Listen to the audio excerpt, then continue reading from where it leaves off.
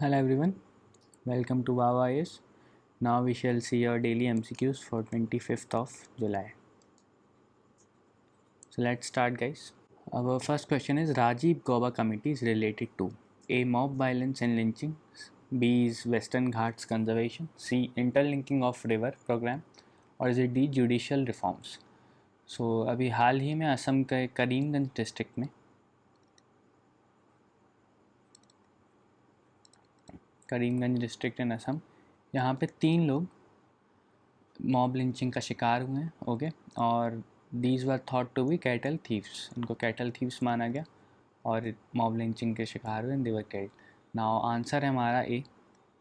So mob violence and lynching के ऊपर Rajiv Gauba committee को गठित किया गया था. Okay, so now let's move forward. बहुत बड़ी ये न्यूज़ नहीं है, रिकमेंडेशंस एंड बाकी सब आपके काम का नहीं है. Okay, so now let's move forward, guys. Now question number 2 is report on household social consumption education survey was released by A. RBI, B. SEBI, C. Niti Aayog, or is it D. National Statistical Office. So recently National Statistical Office इसने release की है Household Social Consumption Education Survey Report. Okay, so कुछ जो इसके की recommendations हैं, answer तो हमारा डी हो गया है as you all know. Now जो कुछ की रिकमेंडेशंस हैं उनको मैं जल्दी पढ़ देता हूँ. तो 2 क्लासिफिकेशन है इसके, एक है रूरल और दूसरा है अर्बन. तो सबसे पहला जो हमारा पॉइंट है वो ये है कि 1 किलोमीटर के अंदर किस किस के पास प्राइमरी स्कूल है. तो primary school located with in 1 kilometre.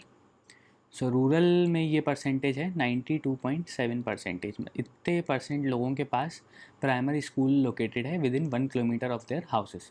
दूसरा, जब अर्बन कैटेगरी की हम बात करें तो इसमें ये परसेंटेज हो जाता है 87.2%. शहर बड़े होते हैं तो 1 किलोमीटर के अंदर हो सकता है लोकेटेड ना हो, बट फिर भी ये परसेंटेज काफ़ी हाई है. दूसरा जो हमारा रेफरेंस पॉइंट है वो है secondary school. Okay, so rural में 38% of the rural house have access to secondary school. So केवल 38% रूरल हाउस होल्ड्स के पास सेकेंडरी स्कूल का एक्सेस है.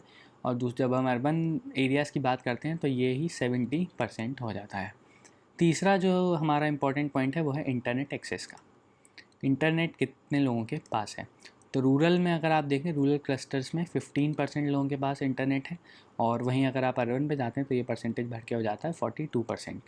नाउ अगला जो इम्पॉर्टेंट पॉइंट है वो ये है कि कंप्यूटर स्किल्स कितने लोगों के पास है, कंप्यूटर कितने लोगों को चलाना आता है.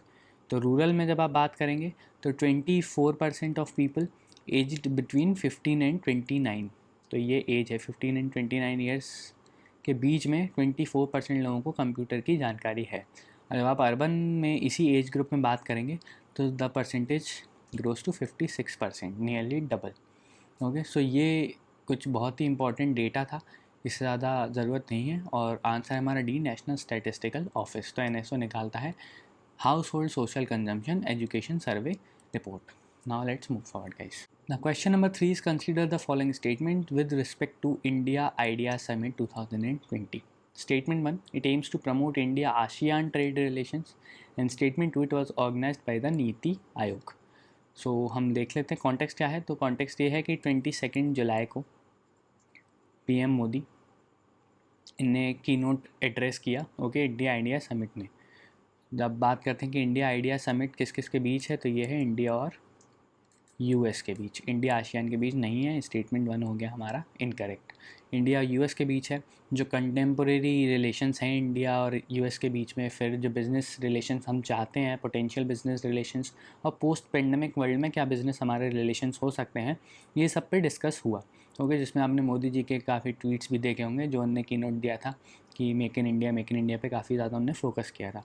जो थीम थी इस साल की वो थी building a better future. So this was the theme,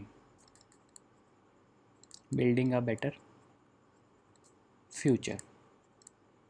Now conduct कौन करता है इसको, तो नीति आयोग कंडक्ट नहीं करता है, ये करता है US India business council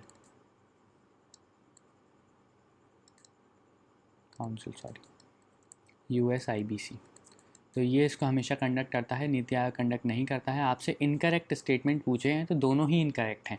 okay, so answer हुआ हमारा C, both 1 and 2. Now let's move forward. Question number 4 is you have to match the nuclear power plants with the states that these are located in. So first is our Kakrapar state, Gujarat. Second is Kalapakkam, Andhra Pradesh. Third is Narora, Uttar Pradesh. In fourth is Kaiga, Karnataka. अब आपको बताना है कि कौन कौन सा match सही है. ओके, कौन कौन से पेयर सही मैच किए गए हैं. तो हमने देखा अभी रिसेंटली करंट अफेयर्स में भी ये चीज़ कवर की थी कि काकरापार जो न्यूक्लियर पावर प्लांट है उसको क्रिटिकलिटी उसने अटेन की है. ओके, तो ये काफ़ी बड़ी न्यूज़ थी. काकरापार न्यूक्लियर पावर प्लांट ने क्रिटिकलिटी अटेन कर ली है. तो पहला स्टेटमेंट हमारा सही है, वो गुजरात में है. First pair is correct. अब नरोरा उत्तर प्रदेश में है और कैगा भी कर्नाटका में है, बट जो कलपक्कम है वो आंध्र प्रदेश में नहीं है, ये है तमिलनाडु में.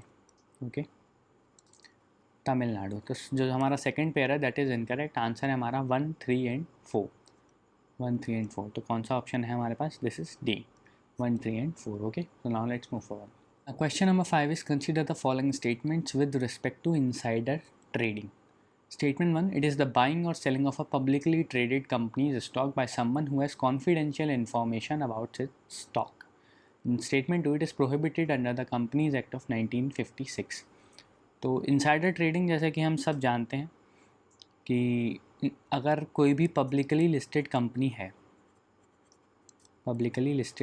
है और आप उसमें काम करते हैं या आप काम नहीं भी करते हैं, मान लीजिए आप एक आउटसाइडर हैं और आपको कोई ऐसी इन्फॉर्मेशन पता चलती है, मान लीजिए आपको ये पता पड़ा कि एक्स कंपनी वाई कंपनी के साथ डील करने वाली है और अभी ये इन्फॉर्मेशन पब्लिक में नहीं है, ये बस इन दोनों के बीच बात चल रही है और किसी इनसाइडर ने आपको बताया या आप खुद ही कंपनी में काम करते हैं तो आपको ये चीज़ पता पड़ी.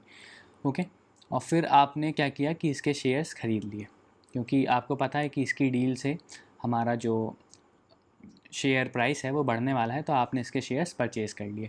तो this is called insider trading. अगर कोई इन्फॉर्मेशन पब्लिक स्फीयर में नहीं है और आपको अगर वो कॉन्फिडेंशियल एक इन्फॉर्मेशन पता पड़ गई और आपने अपने शेयर्स या तो ख़रीद लिए, जब आपको लगा कि भाई शेयर के प्राइसेस बढ़ने वाले हैं तो आपने शेयर्स ख़रीद लिए, और जब आपको लगा कि शेयर्स के प्राइसेस घटने वाले हैं तो आपने शेयर्स बेच दिए, तो उसको हमने बोला इनसाइडर ट्रेडिंग. नाउ पहला स्टेटमेंट तो करेक्ट है. दूसरा, it is prohibited under the companies act 1956. ये स्टेटमेंट भी करेक्ट है क्योंकि अगर आप ऐसा करेंगे तो एक लेवल प्लेइंग फील्ड नहीं होगा, फेयर प्रैक्टिस में ये नहीं आता है. Okay, this is cheating. Fair practice होती है जनरल पब्लिक को भी सेम इन्फॉर्मेशन होनी चाहिए जो आपको है, किसी एक बंदे को ऐसी इन्फॉर्मेशन नहीं होनी चाहिए, सबको होनी चाहिए. Okay, so this actually violets the principle of fair practice. तो दोनों ही स्टेटमेंट सही हैं. आंसर है हमारा सी, both 1 and 2. Now let's move forward, guys. Now question number 6 is this: consider the following statements with respect to capital adequacy ratio, CAR. Statement 1, it is the ratio of a bank's capital in relation to its risk-weighted assets and current liabilities. दूसरा statement है, in India only PSBs are emphasized to maintain a CAR of 40%.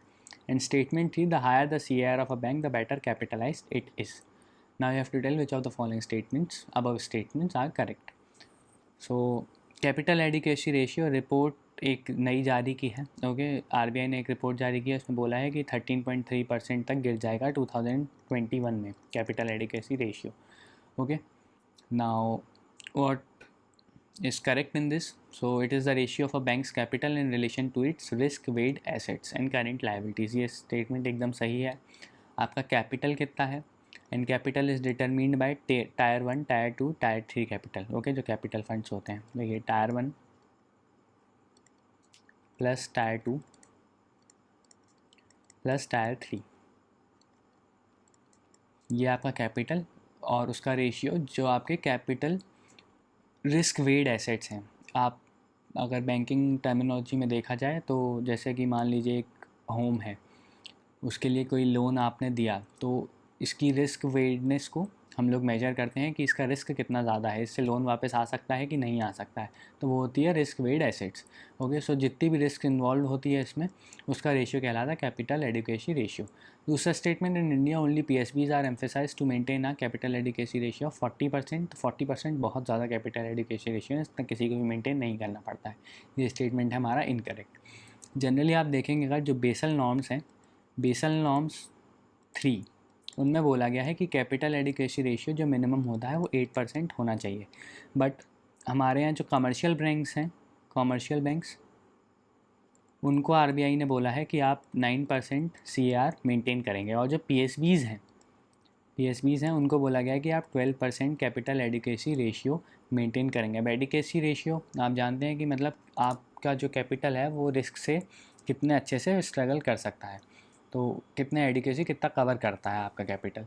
तो एक तरीके का safety net है ये capital adequacy ratio. तो obviously जितना ज़्यादा आपका कैपिटल एडिक्वेसी रेशियो होगा उतना बेटर आपका कैपिटलाइज होगा बैंक। तो स्टेटमेंट 3 हमारा करेक्ट है। नाउ आंसर है हमारा 1 एंड 3 सी। ओके, तो इसी के साथ हमारे आज के एमसीक्यूज खत्म होते हैं। I hope you liked it and you got that. Okay, will meet tomorrow. Thank you guys.